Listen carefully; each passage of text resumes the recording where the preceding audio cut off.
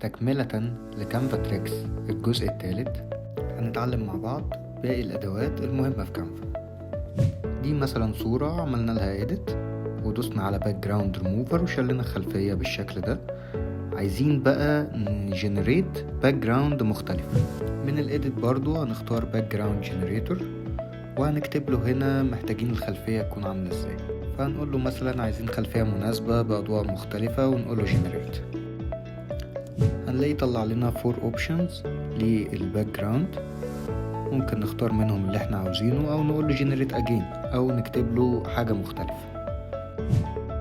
نفترض ان في جزء في الديزاين عايزين نمسحه، ممكن من edit هنا نخش على الماجيك ستوديو ونختار ماجيك إريزر، وهنعلم كده بالبروش على الجزء اللي احنا عاوزين نعلم عليه. دي ممكن نصغرها شوية عشان تفصيلة صغيرة، وندوس إريزر اللي هي الممحاة او الاستيكة يعني بالمصري.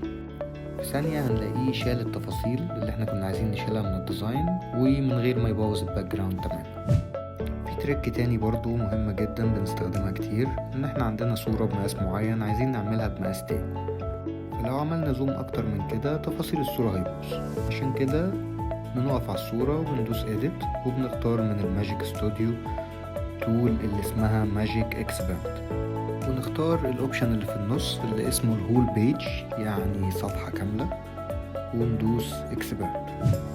في ثواني معدودة هنلاقيه عمل لنا 4 اوبشنز زي كده، نقدر نقلب فيهم ونختار اللي احنا عاوزينه الانسب بالنسبة لنا ونقول له ده. التريك بقى الاخيرة اللي معانا دي مميزة جدا، ودي من اجدد التريكس اللي نازلة في كانفا، اللي هي الماجيك لايرز. لما بنكليك على الصورة بالشكل ده وندوس ماجيك لايرز هنلاقيه عمل لنا حاجة مميزة اوي، ان كل تفاصيل الصورة هنقدر نتحكم فيها، هيحولها لكل حاجة فيها للاير لوحدها. كل تفصيلة مهمة زي كده ده او ده او ده، كل التفاصيل اللي زي كده هنلاقيها اتحولت معانا لايرز، نقدر ان احنا نتحكم فيها، نشيلها، نغير مكانها، نعمل اللي احنا عاوزينه.